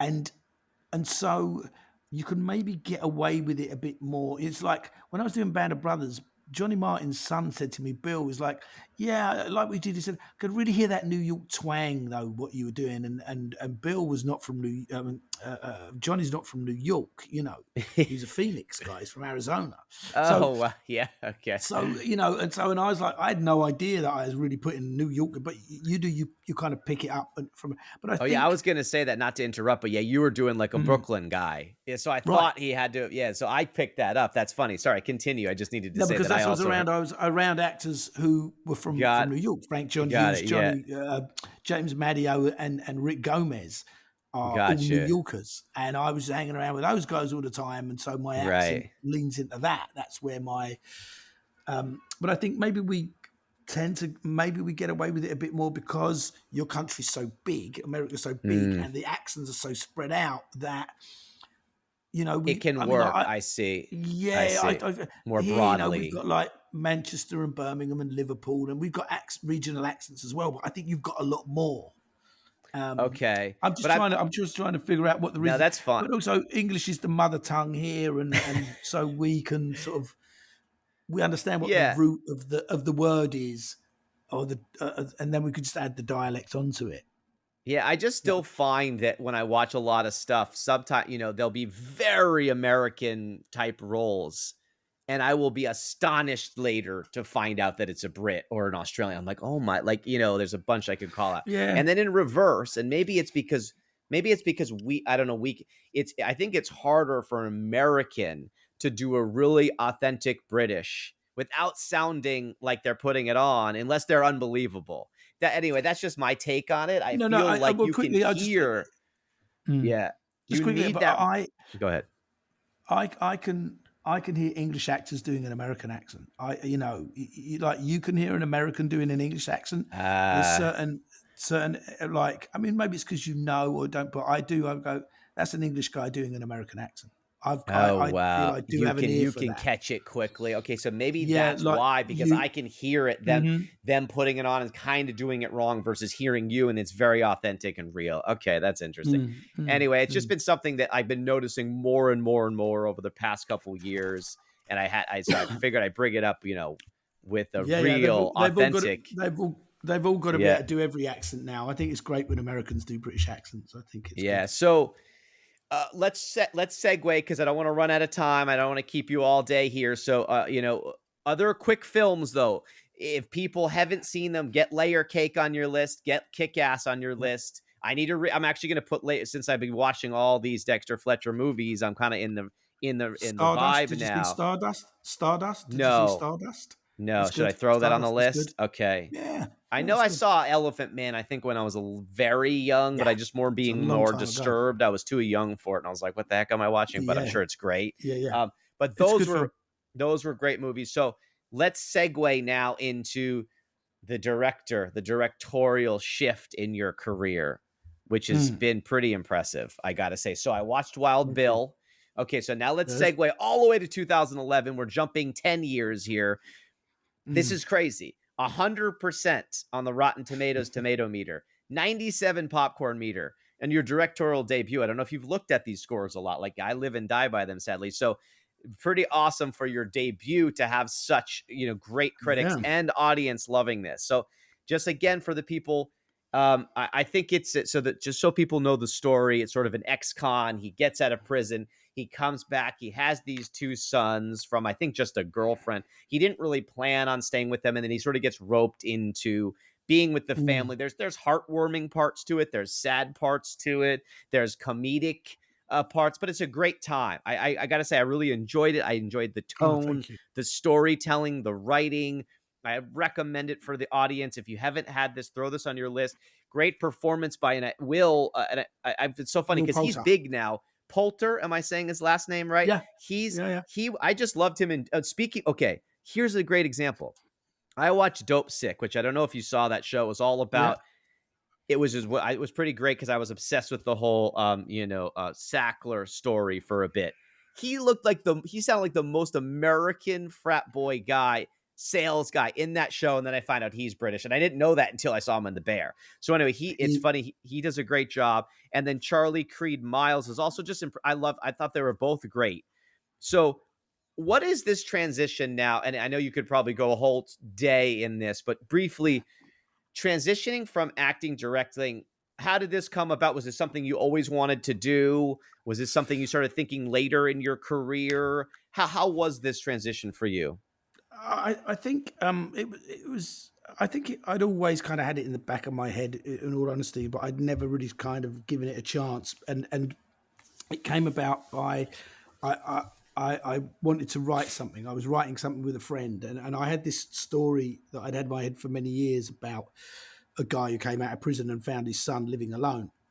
And my Mm, version was that they started then robbing houses together. It was a very sort of London story, but then that kind of evolved, and uh, um, and I started writing with a friend, and the other kid came involved. And then I realized it was really a story about a man who was a boy and a boy who was a man. And that was very similar to my own experience about being a child actor to being an adult actor and oh, that interesting. transition. And so it really, for me, it's a very personal examination of this man who's failed to grow up and sort of shirking his responsibilities, and a child who has too much responsibilities and can't let himself enjoy life, you know. And Right. so that came together on a very anyway. I wrote the script with a friend, and I just wanted to get it made. So I thought I've written this script. I gave it to a producer, who'd done sort of small independent films, and she took the script, said, "Great, I'll read it." But she loved Lock, Stock, and she just assumed that I was going to direct it. She just said, "Okay, so you're going to direct it, and I'll go off and who's in it and that sort of standard stuff." And I realised that in order to get it made, I had to say yes to that question, you know. So I said, yeah, I'm going to direct it. I didn't, not ever really believing that it would happen, but sure enough, she went off and raised the money, not very much money, but enough, and I was directing it. And so I sort of Wow. just jumped in and then discovered that actually it was something that I'd been sort of preparing myself for a long time without quite realizing. And I absolutely loved it. And the film was just so, and I managed to cast a lot of friends in it, and people that I knew, and brought them all together. I had a great cast, and it Yeah. just worked so effortlessly in a way. Although it was still massively stressful, but it was a very Yeah. satisfying experience, and it got nominated for a BAFTA. So Oh, then wow. then it changed everything for me. Yeah. Yeah, and so did you find that it was somewhat strange now telling actors what to do being an actor, or does it come natural because you're an actor, you know what they need to hear, or is it a weird struggle of those two bits? It's a bit of a struggle. I mean, something you just have to get used to. I mean, I certainly understand the acting experience and not having anyone to talk to, and not having a director who kind of recognizes, oh, you're struggling with something here, and we've got to work it out together. But I had done a lot of kind of in my youth, when I was in my 20s. I had like an acting workshop that I used to do with my brother, and every once a week we'd get together with a bunch of actors and just do theatre games and make up strange, acting exercises, because we didn't really know what we were doing. And so I'd Yeah. spent a bit of time working with actors, and obviously the craft of acting I'm very interested in, and how each actor, is on the same destination. They're all just taking different journeys, to get there, and that's kind of what creates the dynamic. That's what creates this incredible kind of Interesting. connection Yeah. between all these people. So, yeah, I feel lucky that some actors I can communicate with really easily, and like Taron Egerton, for example. He and I just absolutely get what each other's talking about immediately. Mm. And other actors, you don't need to do much. It's like, what are you going to tell Christopher Walken? No, Yeah. not very Yeah. little. But you just get the Yeah. pleasure of watching him work. And if he asks you a question, you just like, great, I get a chance to talk to him about acting. So, and there's everything sort of in between that. And I like Yeah. young actors. I like Will Poulter. He was 16, Yes. 17 when we made that film. It was very exciting to be around this incredible talent who was really asking questions, and digging deep. And he's the product of his own self Yeah, now he exploration. is. He's He's such a pretty great big actor. now. Yeah, yeah, he's So, a great last actor. couple things, and then speaking of Christopher Walken and Taron, we'll move to Eddie the Mm. Eagle. Oh yeah. Last just couple call outs. I wanted to give you that fight scene at the end of, because it's really building, because Bill is trying not to be the old Wild Bill. And then Mm. that fight scene at the end, man, I was stressed. You had me it was very Oh intense, yeah. because I was really Good. rooting for him. And I'm like, oh, I got to hate these other guys trying to bring him down and get the son and the drugs. So you really Yeah. got me in there. It was a very intense scene. And then I love how the barkeep or whatever kind of saved Yeah. him because he was in dire straits. So let's move to Eddie the Eagle. Okay. Hmm. Now, Hmm. now we've jumped to 2015. Hmm. 82% on the tomato meter, 82% on the popcorn meter. So great score. Still, anything above 75, you're killing it. So your first Wow. two or big director gigs, you got really great critiques, if you will, Mm-hmm. from the and from the Mm. and it looks like the audio. And I gotta say, I love the movie. I have been mostly watching a lot of TV, but you've helped me enjoy some film again, I gotta say. Oh, good. And Good. I love underdog sport. I love sports. I'm a sport junkie. Underdog sport stories always get me. I'm going to call my brother out because I've been saving this for. So, Kiri, definitely get this on your list because he's probably going to listen to this episode when it comes out. I've been saving this secretly. Watch this right away. Um, Again, I could go all day on this movie, but I just have a couple key points. Let's go to Hugh Jackman. Now, Mm, he was fantastic in this. He's just so mm, likable, and just the mhm, story of kind of he's a drunk and he was a champion at one point. What is it like now going from more of an indie Wild Bill to mm, now you're having to direct a massive star? Is there is it, as a director, do you have to I mean, he seems like a great guy, but is there anything that you have to like, oh wow, I'm not just directing my buddies anymore or somebody smaller. Do you mm. have to shift the way that you interact with them? Um, I suppose so. I mean, I suppose the trick is to not do that. I mean, I'm very lucky with Hugh because Hugh is such a down to earth, great guy who loved Wild Bill as well. Wanted to work with me. Loved Eddie the Eagle. Loved the fact that Taron was the main guy and he was not the main guy because it's Taron's movie. He's Eddie the You- Eagle. It's not of like course. Jackman is Eddie the Eagle. Normally, it'd be Wolverine and it'd be a Wolverine movie. So I think he in the way that he is, he was very happy that it was him being a support to something really exciting that he really was into. And he's notoriously lovely and energetic and enthusiastic, and so that was a very quick transition, I suppose. I mean, the first thing was I had to go and meet him in New York, which I flew over on a private jet, which was my first time ever being on a private jet. So I was like, okay, things are definitely different. And then he had this incredible apartment in New York that was all one floor of a skyscraper that looked out over the Hudson and the Statue of Liberty. And his wife's there. She's like, hi, she's great. His kids are running around and dogs. And he's like, hey, man, love the movie. And, sitting around chatting. And I just went, okay, you just sort of have to recalibrate a bit and you don't have too much time to just sort of sit and be starstruck. Although that does happen, like I say, Right. Christopher Walken comes on the set. Everybody, even Jackman's like, "It's Christopher Oh, Walken, man! It's Christopher Walken! Oh my god!" He's like yeah, I loved starstruck how as when he well. came out near the end, that was unbelievable. So then, of course, Taron Egerton was also amazing. What a talented Mm, young guy! And then, of course, mm, we work with him later, which we're going to get to in a second.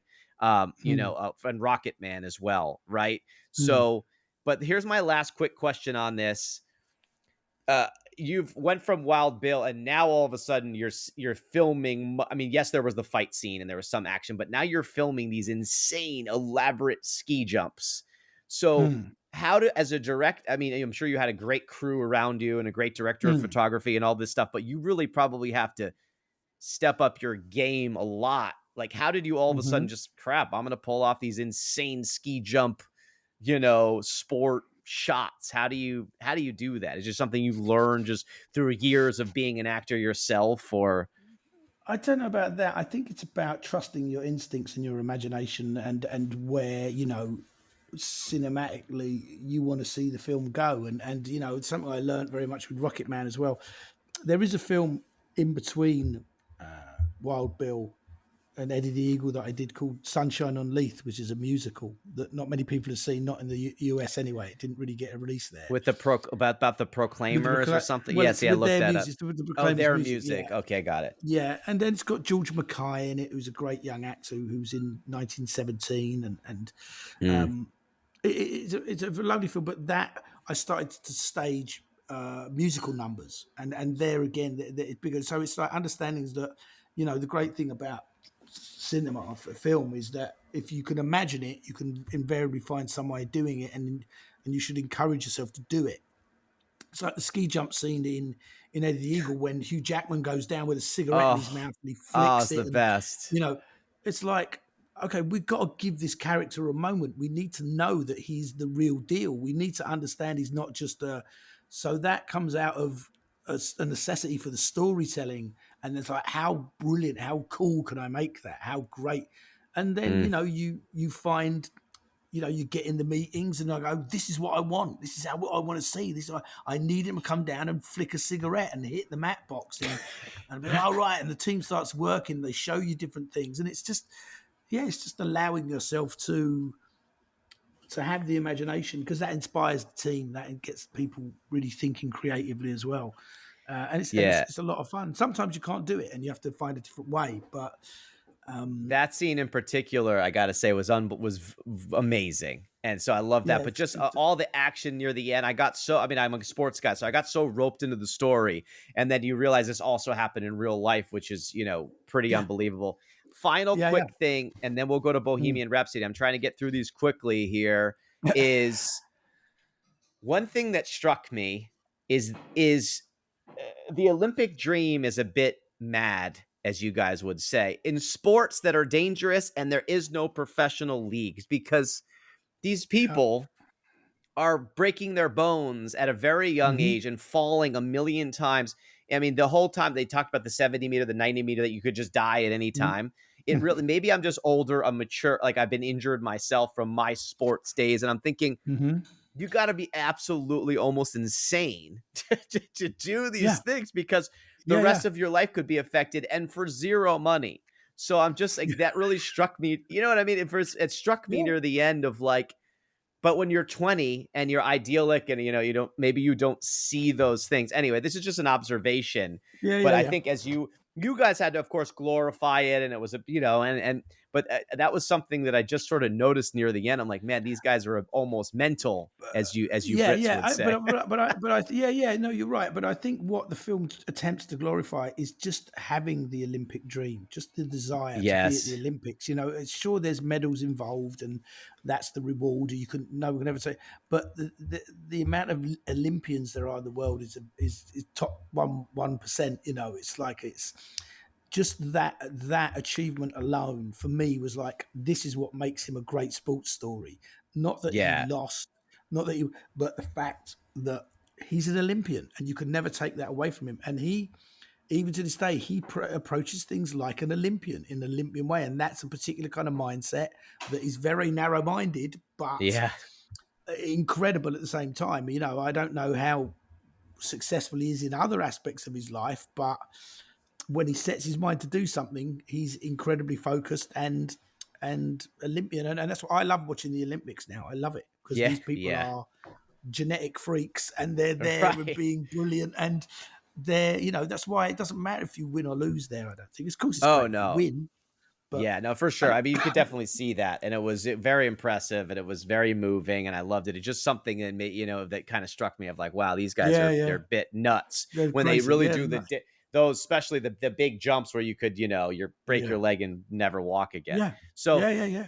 I know I'm rifling through these, but I just want to be able to get to some good ones. I Bohemian got it. Rhapsody, again, another one we could talk about all day. Like everybody loved it. It was a huge success. 910 million in the box office, which blows me away. For people that don't know this movie, of course, it's about Queen, um, right? And Hmm. I guess my only couple questions for you here is, and this is what we sort of talked about offline. There was a different director on this, and then you came in.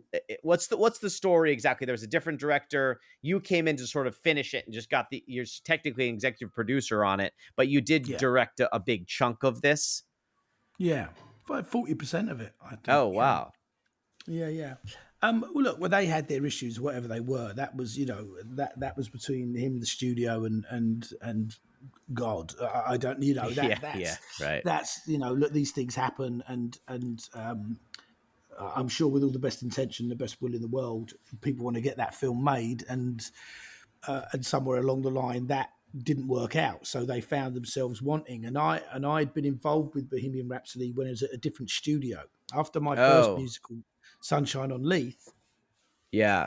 um, I was talking to the producers of Bohemian Rhapsody. I went to the Toronto Film Festival with it, and they saw it, and they said, "We got this music film about music, not a musical as such, because Bohemian Rhapsody is not a musical. It's just a film about a band. It has music in it, but it's not really a musical.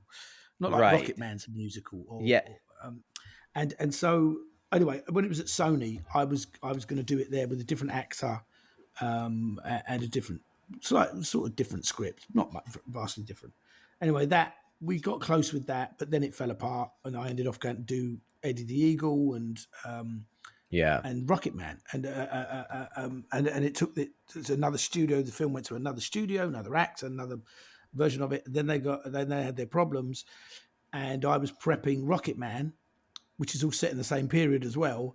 And I got the call saying, "Hey, if we were to ask you to come and sort of jump in," so I said, "Well, I spoke to Matt Vaughn, who produced Lock, Stock, and was now producing Eddie the Eagle and Rocketman, Oh, and right. so I know him well." And he said, "Look, and it was at Fox, and I'd made Eddie the Eagle for Fox, and so Fox trusted me that the movie had performed well." Eddie the Eagle. So that he said, "Look, if you want to go and do it, you can do it. There's time for you to go and do it, and it'll be a good dry run for Rocketman, quite Wow. frankly." So I Yeah. was like, "Okay." And so I said to them, "Well, let me watch it and what you've got so far, and I'll make a decision." They said, "No, you've got to tell us now Oh, whether you're going to do it or not, because this is like wow. Wednesday. We need you to start on Monday." Oh, And I was like, "Well, I don't know what you've got so far." They'd shot half the movie. I didn't know what it was like. So I said, "All right, look, I'll come and do it, but I'll just take a producer's credit. I don't, I don't know what you want to do oh. about the director's credit, but I'll because I hadn't seen it." So that was So they even said more yes. something you had pushed for. Oh, I didn't realize that. Okay, got it. Mm, mm. Because you didn't Then get I to see the saw it. first half the vision and really, okay, I had interesting. no idea what it was. I mean, look, I Right. was just coming in to do. I was just, as far as I was concerned, I was like coming in to do, a job. It could have been an absolute wreck, and if it was, then I didn't want to take responsibility for that. I was just Yes. hedging my bets, I suppose. Yes. And then I came in, and I was like, and then immediately I started going, "Oh, well, if you do that here, that works there, and just to get rid of that and put something." And the kind of creative process takes over, and you go about fixing or enhancing or developing what's there at very short notice. But I did have the prep that I'd done on the film 2 years earlier still in my back pocket, as it were. So I Got was at it. an advantage. Um, and it was a very different film from Rocketman as well, I felt. Although the period, it wasn't, that's what I say, it wasn't a musical. And also, Freddie is not around. And he's and sort of like the Right. the people who control his image and his memory are people who loved him and have a very particular kind of reverence towards him, which is absolutely justified and correct. Whereas Elton was like, "I don't care, put whatever you want in the movie. I did Ah, everything. I was wild." Elton can answer for himself. He's still around to do that. right. So it's a different kind of thing. So I was like, Yeah. I'm just going to help him finish this film. That's what I'll do. I'll do it as like a job of work, which was really good for me because my emotional attachment wasn't as great. It meant I sort of had more freedom, which allowed it to be better in a way because I didn't I didn't angst over every decision and choice. I just boom boom boom push forward. I didn't have a chance or time to think things through. I just pushed them through, which is Yeah. sometimes what it needs. So Now, anyway, that's yeah, the so answer. Sort of. so then of course this explodes. Yeah. It almost makes a Yes. Great billion film. dollars. Yeah, yeah. People love And it. so People you love gotta be Freddie. They love it. feeling pretty damn good that you have these other critical Yeah, yeah. successes, and then now Mm. this financial, you know, uh, Yeah. was It's one of the nice. biggest movies, like, I don't know, ever, but it's up there, right? So that must have been Mm. pretty wild to be like, okay, cool, I got to finish this, and now it's doing so well. My Mm. question though is, and am I saying it? Is it Rami or is it? How do you say Rami Rami. Malek? Yeah, Rami. Yeah, Rami. he also wins the Oscar, and I had to look this up because maybe I missed that for the role, of course, Freddie Mercury. What kind of pride does that then give? I know you're only on part of the movie, but still a big chunk more than. And so, does that give the director now a lot of pride that his lead actor now wins the Oscar? What is that feeling like? Yeah, yeah. That's yeah, it's incredibly exciting and wonderful. And it's the same when Taron wins the Golden Globe. It's like these lead actors are leading from the front, and it's a fairly solitary place to be. And one of the best things I think you can do as the director is be there with them as their wingman. That's the most you can be because once they're out in front of the camera, they're on their own, and it is their achievement. It's just being there to be that person that they can trust when you say you can do that better, or you can do it a different way, or this is great. Do you want to try it again or not? I'm happy. Let's go. You've got to be that person.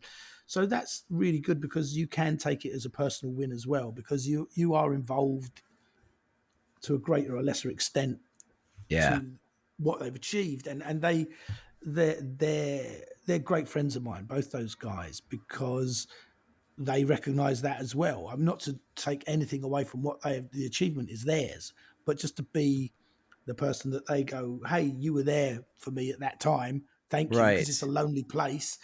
That's really gratifying, and it's a good thing to be proud of.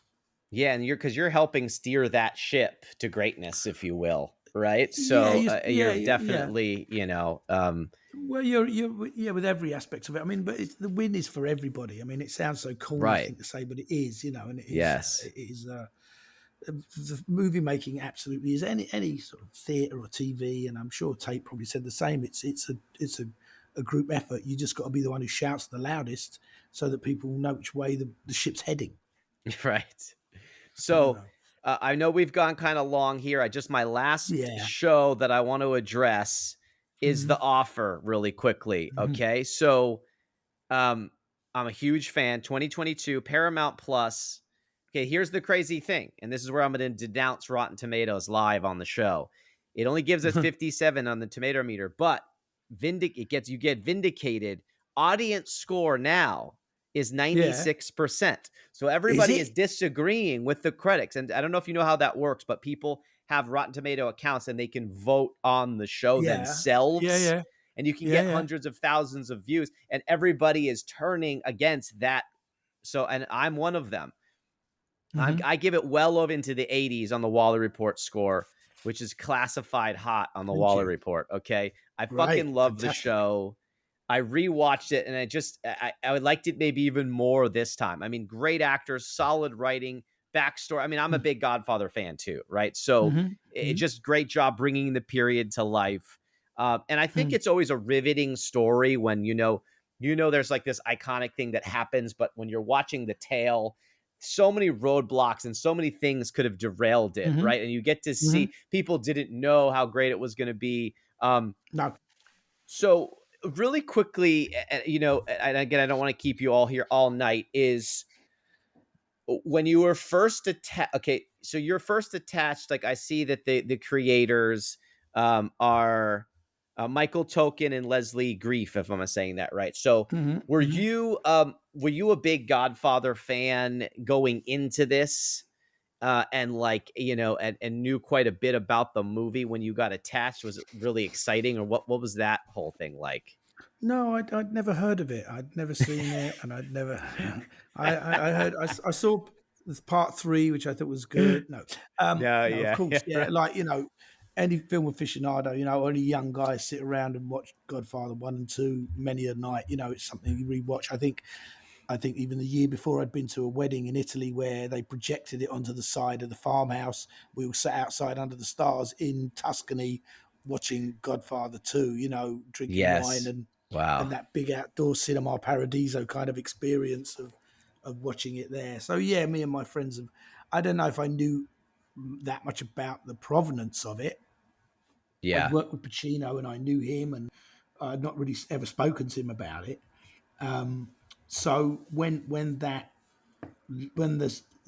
first 8 episodes landed on my desk and I started, and by the end of the day, I think I read all 8 in 2 days or less, because it was just such a compelling story about some film that you knew that you loved and these incredible people. So, and then I started talking to Al Ruddy, the producer who sadly passed away not Yes. long ago this year.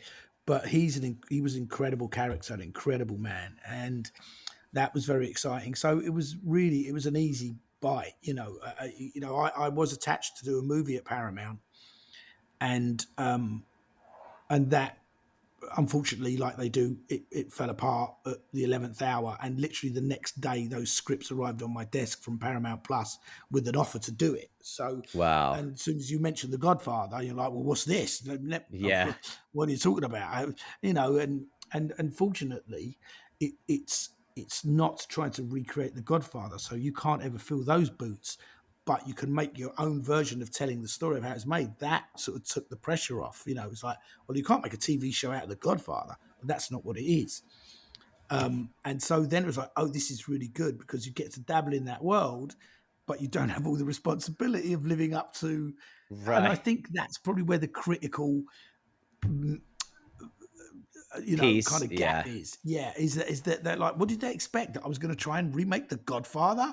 I mean, I'm Yeah. good, but I'm not that stupid. It's like, I Yeah. mean, sure, no one's going to take that on. It is its own thing. And rightly so, but you can certainly take on telling the story of it. And I think that's, there's a reverence towards that film, and it's one of arguably the best films of all time. And of course, those critics who are very high minded and very critical, that's their job, are going to be like, how dare you touch this hallowed ground? But Right. I'm not. I'm just simply in the periphery of it.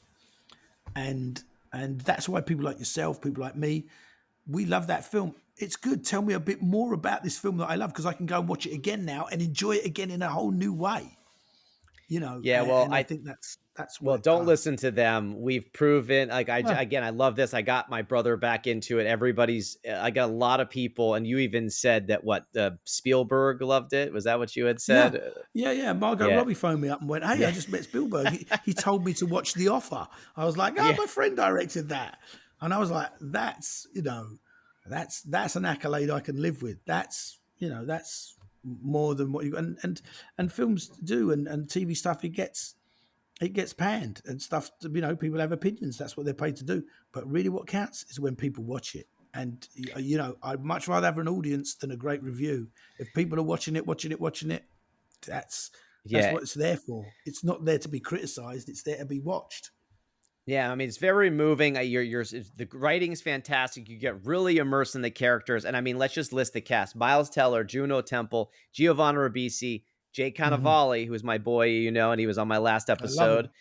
Love He him. said you were fantastic. By the way, loves working with He's you. fantastic. He's And then, fantastic. yeah, and then I got to give special Matthew shout Good. outs. Oh, sorry. Yeah. Matthew Good as Bob is Yeah. he's fucking amazing. Also, Yeah. Justin Chambers as Brando. I felt of the guys who played, he was just spectacular as Brando. Yeah. And then, am He I was. saying it? Bern Gorman also blew my Yeah. mind. Like those two characters with all these, I mean, they were all phenomenal. So I was just like Yeah. in love with his cast, and just But do you you know, almost, if you look at yeah. it as well, what I did do cheekily as well is, like, one of the first people I called when I read the script was Colin Hanks, because Oh, that I forgot to character that he mention plays, him. Jesus, yeah, sorry. Go that ahead. character, I was like, that character's like an amalgamation of several different execs, and I just knew that Colin would be just great because he's so likable. He's such a lovely man, Colin, and I'd worked with him on Band of Brothers. Is like his first acting gig. Ah, And we got on really well. And I just like, I know he's the right guy for this, because I don't think I'd never seen him play a part like that. He's always like the nice, kind of cool guy. So playing a real shit, he was brilliant at it, and so I love that. And then there's like Jimmy Madio who's in it, who's in Band of Brothers, and there's Frank John Hughes who plays Frank Sinatra, who's in Band of Brothers. yeah, I caught Kirk that. I caught Evanston. that when I There's was a watching whole Band of bunch. Brothers just now. Yeah, Yeah. there's a whole bunch of band guys in it who are just like, hey guys, I'm doing this show. Do you want to come and do a Uh, day? They'd be like, yeah, man, or they come and do bigger bits. And so it was really good to have that as well to just sort of fall but back on. yeah, it was such a great, and so just again, for anybody who hasn't seen that, definitely get with it, especially for the Godfather fans, or just like anything about the historical Hollywood periods too. I love that period of Hollywood as well. So Mm, mm, Um, I know. We've kind of come to the end here. Rocketman, I just want to give a shout out. Another, great. I just watched half of it on the plane last night. I'm going to finish it tonight. great. Taron Egerton, this guy's unbelievable, and of course Tate Donovan. He might steal the show in my eyes. I For hadn't me, seen that I before. I mean, what a great character, and I love the Troubadour. I've been to many shows at the Troubadour in my heyday, of yeah, yeah, course. yeah. Look, Um, I love Tate. Tate is like, when I was down on my luck in LA for the first time 25 years ago, I was working with Tate. He would come and he would pay me for dialect lessons because he was doing a show in New York where he was playing a Londoner, uh, and I had no money. I was really, and I didn't really know Tate. I knew him through Eric Stoltz, who's in yeah, Breakfast Bell with him. Of course. and Tate would pay me like, I don't know, like $100 for an hour of dialect, and it was like this $100 was like, so Tate for me is golden. So every movie I do that's got any chance of having Tate Donovan in it, it's gonna absolutely Okay, happen. good. Yeah, He's you gonna got to be do there. Yeah, that because I haven't seen Ghosted absolutely. yet either, and I know he's in that as He's well. great. He's so good at it. He's So he's like in the audience score, like on Ghosted. So they do the audience test. So there's the audience score. Chris Evans is first, Anna de Armas is second, Tate Donovan is third. oh, really? Okay, I'll throw that Yeah, on yeah, my yeah. list. He's I so got my good. list here, so that's great. Yeah. Now, you got to what an honor too. I gotta say, Mm, you mm, must be a big fan of music, I'm assuming, but to be able to do movies on Queen and Elton mm, John, that's mm, also pretty fucking amazing. I gotta just say, I mean, how mm. lucky do you It was a treat. feel that you've been able to be at the helm of such great musicians and telling that Yeah, story? look, there's no denying that that is an absolute huge honor and incredibly exciting and you know your world is dramatically changed when they say, you know, Elton wants to have lunch with you and you have to fly to Vegas to have lunch from London. You know, it's like you're entering into a different world, into his world, and but also for those people to be so supportive and open to the process that you're about to embark on. You know, it was his life, but it was my process of making a film about his life, and for him to share with me in the way that he did, him and his husband, his family, and you know, talk about things so candidly was that that alone is amazing because we all sit and listen to Yellow Brick Road and you know every Elton John song that you can think of. They're part of our history. You know, they're sort of the backgrounds to our life. And Yeah. but to be there, sort of in amongst it, is just incredible. And then see him perform and hear Taron sing his songs and see him watch Taron and cry because it's so, you know, moving for him at Cannes, and it's like it's full of incredible life experiences. The whole thing. So yeah, it's a So great honor. amazing. Yeah, and that's Mm. what was my other question. It was Taron singing, and you just answered that for me because it seemed Oh like he yeah. was, and I'm like, it sounded Oh just yeah. like him. It's unbelievable, this actor. So, He works so hard. Yeah. final question, and then we'll do our little Mm. outro and we'll jam out to the music one last time. I appreciate your time here. This has Okay. been fantastic. Is what's next for Dexter? So if you had it, are you all Mr. Director now, or do you still want to act, or at both? What's the dream scenario for the next Mm. 5 years in the Dexter life? You know, I spent a lot of time being an actor. A Right. lot of, you know, my full, and I love it. Don't get me wrong. And you know, 5 6 years for me is like two, possibly three movies I could direct. You know, because you direct, it takes a good couple of years of your life, and